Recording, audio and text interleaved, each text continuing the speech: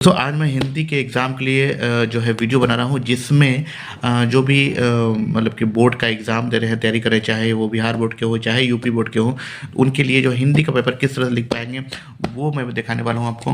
तो यहाँ पर आप देख सकते हैं कि यूपी बोर्ड के 2025 के स्टूडेंट जो विषय निष्ठ प्रश्न हैं, जो सबसे ईजी जो होता है जिससे आप मार्क्स ऑब्टेन कर पाते हैं, वो मैं आपको बताने जा रहा हूँ।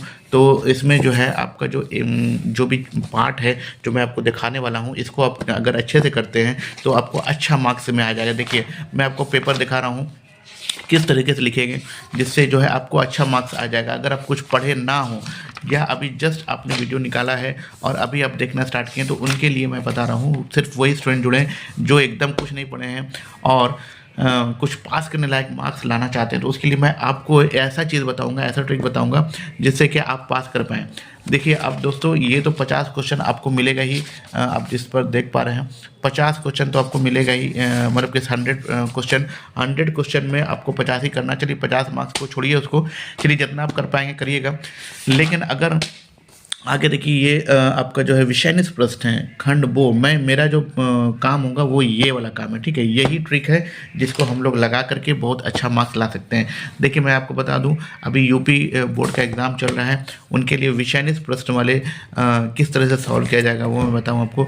चलिए देखिए यहाँ पर एक क्वेश्चन रहेगा इस तरह से कि निम्नलिखित गद्यांशों में से किसी एक गद्यांश को पढ़कर नीचे दिए गए प्रश्नों के उत्तर दें, ठीक है। तो यहाँ पर से आपको पढ़ना है गद्यांश और इसका उत्तर देना, ठीक है। ये पैसेज कहलाता है, इंग्लिश में भी आता है, ठीक है। तो इस पैसेज को कैसे लिखना है आपको मैं तरीका बताता हूँ। तो चलिए पहले पढ़ के देखते हैं हम लोग। पृथ्वी द्वारा सूर्य की परिक्रमा करने के ऋतुओं में परिवर्तन होता है। अब ये देखिए यहाँ पर से यहाँ तक ये छोटा सा पैसेज है, आपको पढ़ना है, ठीक है। और इसको पढ़ करके नीचे में देखिए ये क्वेश्चन आंसर इसको करना है। तो किस तरह से करना है, क्योंकि ये देखिए आपको इसका जो मतलब कि मार्क्स है मैं आपको पहले ही बता दूं, इसमें जो मार्क्स आपको आने वाला है तो ये आपका जो है 5 मार्क्स का है, जिसमें कि 2 रहेंगे, ठीक है। अब किन्हीं 2 में से इसमें लिखा हुआ है, मैंने एक को पढ़कर नीचे दिए गए प्रश्नों का उत्तर देना, अभी एक को करना है तो 5 मार्क्स आपको आ जाएगा, क्योंकि एक मार्क्स का ये क्वेश्चन रहता है। तो एक लाइन में आंसर करना है, ठीक है। कैसे करना वो मैं बताऊंगा आपको। चलिए अब स्टार्ट करते हैं। तो पहले पढ़ लेते हैं, इसको पहले पढ़ना है आपको टोटल। तो देखिए पृथ्वी द्वारा सूर्य की परिक्रमा करने से ऋतुओं में परिवर्तन होता है, ठीक है। ये पहले लाइन का क्वेश्चन आंसर हो गया, ठीक है। पहले क्वेश्चन का आंसर हो गया। प्रकृति सदैव अपने रंग रूप में परिवर्तन करती है और यही परिवर्तन प्रकृति का नियम है। यही कारण है कि भारत में 6 ऋतुएं होती हैं। सभी ऋतुओं का अपना अपना महत्व होता है और सभी की अपनी अपनी शोभा है। देखिए अब यहाँ पर वर्षा है, शरद है, शिशिर है, हेमंत, बसंत और ग्रीष्म ऋतुओं में से बसंत ऋतु का विशेष महत्व है। ग्रीष्म अपने भयंकर ताप से पृथ्वी को तपाता है, तो वर्षा अपने ठंडे ठंडे जल से धरती की प्यास बुझाती है। शरद और हेमंत अपनी सर्द हवाओं से कंपन उत्पन्न करती है। शिशिर पेड़ पौधों के पत्तों को ही झटक देते हैं। इसके विपरीत वसंत सर्वत्र सौंदर्य और उल्लास बिखेरकर मानव के मन को प्रसन्नता व उमंग से भर देता है, ठीक है। चैत्र और वैशाख के 2 महीने बसंत ऋतुओं के होते हैं। बसंत ऋतु में ना अधिक गर्मी होती है ना ही अधिक सर्दी होती है। तो पहले तो ये बात पढ़ने से ये पता चलेगा कि ऋतु के बारे में बात हो रही है और सारे ऋतु हैं यहाँ पे, लेकिन यहाँ पर जो मेन फोकस है वो किस पे किया जा रहा है, वो बसंत ऋतु पे किया जा रहा है। देखिए तो ये हमारा जो हो गया बसंत ऋतु, ठीक है। तो बसंत ऋतु के बारे में हमको पढ़ना है। चलिए तो बसंत ऋतु को हम लोग पहले अंडरलाइन कर ले कि भाई इसी के बारे में पढ़ना है। चलिए अब जो है क्वेश्चन क्या है, ऋतुओं में परिवर्तन कैसे होता है। तो ऋतुओं में परिवर्तन कैसे होता है ये सबसे टॉप लाइन पे है। देखिए पृथ्वी द्वारा सूर्य की परिक्रमा करने से ऋतुओं में परिवर्तन होता है। ये क्वेश्चन एकदम देखिए ये बच्चा भी लिख लेगा, ये कुछ है। अब बताइए इसको लिखने के लिए क्या चाहिए, यहाँ से क्वेश्चन उठाना है, ठीक है, यहाँ पर से, और यहाँ पर जाकर के आंसर देना है। आंसर यहाँ लिखा हुआ है, 5 मार्क्स आपको ऐसे ही मिल जाएगा। अब हैंडराइटिंग बहुत अच्छी होनी चाहिए, साफ सुथरी लिखनी चाहिए। तो चलिए दोस्तों इसका आंसर लिख के मैं आपको दिखाता हूँ किस तरह से लिखना है। तो यहाँ से आपको छापना है, बस छापने का जो है आपको मार्क्स मिलेगा, ये छापना है। लेकिन देखो दोस्तों यहाँ पर आपको अच्छे हैंडराइटिंग में छापना है, ठीक है। तो चलिए स्टार्ट करते हैं। पृथ्वी द्वारा सूर्य की परिक्रमा, तो यहाँ पर लिखना है। देखिए मैं लिख रहा हूँ किस तरह से, इसी तरह से लिखना है, ठीक है। पृथ्वी द्वारा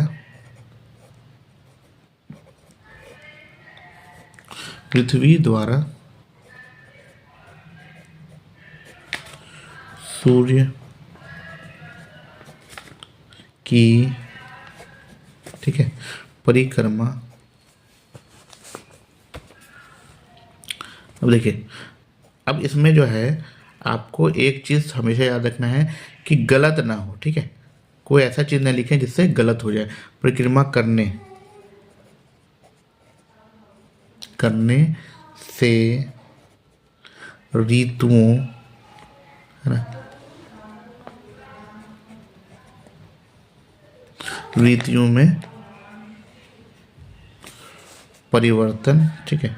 देखिए, हाशिया यहाँ पर छोड़ना है, मैं अभी हाशिया छोड़ा नहीं हूँ, लेकिन यहाँ पर एक लाइन दे देना है और इसी हिसाब से लिखना है।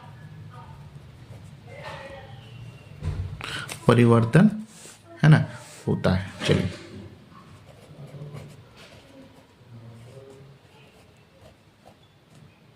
ये हो गया आंसर आपका। तो इस तरह से लिखना है दोस्तों। क्वेश्चन उतारने की जरूरत नहीं है, सिर्फ आंसर लिखना है, लेकिन अच्छे हैंड राइटिंग में लिखना है। तो इस तरह से आप लोग लिख सकते हैं।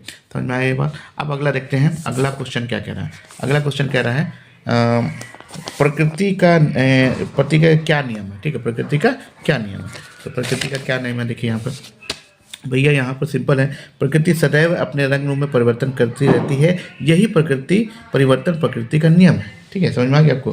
तो ये हमारा दूसरा क्वेश्चन का आंसर हो गया। ये देखिए, प्रकृति सदैव अपने रंग रूप में परिवर्तन करती रहती है, यही प्रकृति का नियम है।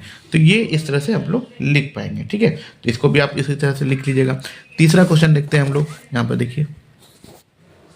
तो तीसरा क्वेश्चन है, भारत में कितनी ऋतुएं होती हैं और सभी के क्या नाम है। तो ये तो सब चीज़ यहाँ लिखा हुआ है। तो यहाँ पर हो गया भारत में, यहाँ से स्टार्ट करना। देखिए, भारत में, है ना, भारत में, तो भारत में आपको लिखना है कि भारत में 6 ऋतुएं होती हैं। कितनी ऋतु होती हैं? 6 ऋतुएं होती हैं, बस। अब यहाँ पर कितनी ऋतु होती है, सभी के नाम क्या है, तो नाम यहाँ से लिखना। सभी ऋतुओं के अपना अपना महत्व है और सभी की अपनी अपनी शोभा है। वर्षा ऋतु, शरद ऋतु, हेमंत और ग्रीष्म ऋतुओं में से बसंत ऋतु का विशेष महत्व है, ठीक है। नाम क्या, देखिए यहाँ पर छोटा भी कर सकते हैं आप। तो भारत में 6 ऋतु होती हैं, उनके नाम हैं वर्षा, शरद, शिशिर, हेमंत, बसंत और ग्रीष्म। आई बात समझ में, ऐसे भी लिख सकते हैं। चलिए, और बड़ा भी लिखेगा तो कोई दिक्कत नहीं है। अब आगे देखिए, सभी ऋतुओं में किस ऋतु का विशेष महत्व है। हाँ, तो यहाँ पर जो है, अब इसमें देखिए, इन ऋतुओं में, देखिए यहाँ क्या लिखेंगे, इन ऋतुओं में सबसे ज़्यादा ऋतुओं में से बसंत ऋतु का विशेष महत्व है, ठीक है। बस हो गया, एक लाइन में आंसर करना, ठीक है। पेड़ पौधों से पत्तों का कौन ऋतु झटक लेता है, तो यहाँ पर देखिए कौन झटक लेता है भाई, तो यहाँ पर झटक वाला था, हाँ देखिए, शिशिर पेड़ पौधों के पत्तों को ही झटक लेता है। शिशिर वाला जो है, शिशिर पेड़ पौधों के पत्तों को झटक लेता है। अब यहाँ पर आपको समझना है, शरद ऋतु, शिशिर, हेमंत, ये सब, ठीक है। तो इसी को आपको लिखना है। तो इस तरह का आपको 2 मिलेगा। यहाँ पर एक और है, अनुशासन का अर्थ है, एक ये वाला भी है, ठीक है। इन दोनों में से कोई एक करना है था, तो मैं ये वाला किया हूँ। अब जो है दूसरा क्वेश्चन है, देखिए ये भी 5 मार्क्स का है, ठीक है। ये भी आपका क्या है, 5 मार्क्स का है, ठीक है। तो मैं आपको यहाँ पर थोड़ा सा एक चीज़ बता दूं कि यहाँ पर जो मार्किंग है वो हर एक का 2-2 मार्क्स है, ठीक है। बात को समझिए, 5 क्वेश्चन है, ठीक है, 2-2 मार्क्स का है। ये 2 मार्क्स का है, ठीक है, ये 2 मार्क्स का है, ये 2 मार्क्स का है। बात को समझते जाइए, ये 2 मार्क्स का है और ये 2 मार्क्स का है। इन सबों में आपको 2-2 मार्क्स मिलेगा, लगभग में आपको 10 मार्क्स का ये क्वेश्चन है। तो इन दोनों में से कोई एक लिखना है। फिर जो दूसरा क्वेश्चन है, इन दोनों में से कोई एक लिखना है, ठीक है। इस तरीके से हम लोग लिख पाएंगे। तो क्लियर हो गया मामला। तो इस तरीके से हम लोग लिख पाएंगे और यही तरीका है लिखने का। तो सबसे पहले जो नियम है मैं बताने जा रहा हूँ आपको कि एक ट्रिक ऐसा है जो कि आपको समझना पड़ेगा। हालांकि मैं 5 ट्रिक बताऊंगा जिससे आप बोर्ड एग्जाम में अच्छा मार्क्स ला सकते हैं। तो बोर्ड परीक्षा में 90+ यानी मार्क्स लाने का क्या ट्रिक है मैं बताऊंगा बिना पढ़े। या दोस्तों, बिना पढ़े मैं आपको बता दिया हूँ कि 2 चीज़, जैसे कि विषय ये खंड वो में किस तरह से आपको लिखना है। आपका देखिए, मैं आपको बता दूँ पहले कि ये वाला जो है आपका पार्ट है, जो सबसे पहला वाला पार्ट होता है, वो मैं बता दूँ कि हमारे शीट पर जो भरने वाला पार्ट होता है, ये तो आपको हल्का फुल्का पढ़ के भी काम हो जाएगा, इसका काम तो हो ही जाता है। चलिए, इसको मैं छोड़ के मैं बताऊं तो यहाँ पर मैं बताऊं कि आपको विषयनिष्ठ प्रश्न खंड वो वाला पार्ट जो है आपको यहीं से पढ़ करके 10 मार्क्स आपको आ जाने वाला है, ठीक है। चलिए, ये 10 मार्क्स अगर आ गया तो उसके बाद जो है इसमें से आराम से आप जो है यहाँ पर देखिए, ये आपका संकेत बिंदु के आधार पर निबंध लिखना। तो निबंध आप बिना पढ़े भी लिख सकते हैं, ठीक है। अगर आपको हल्की सी भी याद है कोई चीज़, जैसे क्या है किस पे दिया गया, जलवायु परिवर्तन है, ठीक है, एक जलवायु परिवर्तन पर निबंध है, ठीक है। उसके बाद देखिए इंटरनेट पे निबंध है, इंटरनेट पे निबंध है। तो ये सब तो लिख ही सकते हैं। क्या है, होली तो जानते हैं कैसे होता है, होली वगैरह बनाते ही हैं, ठीक है। मेरा विद्यालय बहुत ईजी, इससे बढ़िया और क्या आ सकता है, इससे ज़्यादा कुछ आएगा। वायु प्रदूषण, तो एक पे तो लिखना है आपको। तो यही हो गया। अब जो है मैं आपको ट्रिक बताता हूँ किस तरीके से बोर्ड एग्जाम में आपको अच्छे से अच्छा मार्क्स आएगा। ऑलमोस्ट जो है 90+ मार्क्स आएगा। 90+ मार्क्स लाने का जो निंजा टेक्निक है मैं बताता हूँ, आप लोग ध्यानपूर्वक देखिएगा। देखिए ट्रिक नंबर 1 क्या है, साफ साफ लिखें। ट्रिक नंबर 1 क्या है, साफ साफ लिखना है, ठीक है। चलिए ट्रिक नंबर 1 हो गया, साफ साफ लिखें। यानी कि हर पेज को इतना अच्छे से बनाना है कि साफ साफ हो, कहीं कटिंग वटिंग ना हो। तो ये सब चीज़ आपको ध्यान में रखना है। ट्रिक नंबर 2 जो होगा वो काट छाट ना करें, यानी कि किसी भी ये में काट छाट नहीं करना है आपको। जो लिखा गया, ठीक है, काटना छाटना नहीं है, गंदा नहीं करना, ठीक है। तीसरा कॉपी को पूरा भरे, कॉपी जो होगा उसको पूरा भरना है, कहीं पर छोड़ना नहीं है। जितना हो सकता है लिखिए, जो आता है आपको लिख देना है, ठीक है। ट्रिक नंबर 4 देखिए, पहला पेज को सुंदर बनाए। पहला पेज को क्या बनाना है, पहला जो पार्ट होगा कहीं भी स्टार्ट कीजिएगा तो उस वाले पार्ट को बहुत ही सुंदर बनाना होता है, ठीक है। अब देखिए ट्रिक नंबर 5 आपको बताऊंगा, हाशिया छोड़कर लिखिए। हाशिया को छोड़ना है, तो हाशिया कैसे छोड़ा जाता है, देखिए ये हमारा मान के चलिए ये पेपर है, तो ये जो है हमारा पेपर है मान के चलिए, तो ये जो है इतना सा पार्ट देखिए, ये इतना सा पार्ट को कोशिश करना है कि यहाँ पर इस तरीके से छोड़ दें और छोड़ के यहाँ पर उत्तर नंबर लिखें और यहाँ पर से लिखना भरना स्टार्ट करें। तो ये तरीका होता है दोस्तों। तो उम्मीद करते हैं कि आपको समझ में आ गया होगा, और इस तरह के वीडियो को और भी देखने के लिए हमारे चैनल को ज़रूर सब्सक्राइब कर लीजिए। यूपी बोर्ड वाले स्टूडेंट को मेरे तरफ से जो है एग्ज़ाम की बहुत बहुत जो है शुभकामनाएं, और जो है अच्छे से एग्ज़ाम दीजिए, बढ़िया से एग्ज़ाम दीजिए और हिम्मत नहीं हारना है। जो आता है लिखिए, उस पर एकदम कंटिन्यूस बढ़िया होना चाहिए, एकदम कॉन्फिडेंट होना चाहिए, ठीक है। चलिए मिलते हैं अगले वीडियो में, तब तक के लिए टेक केयर, बाय बाय।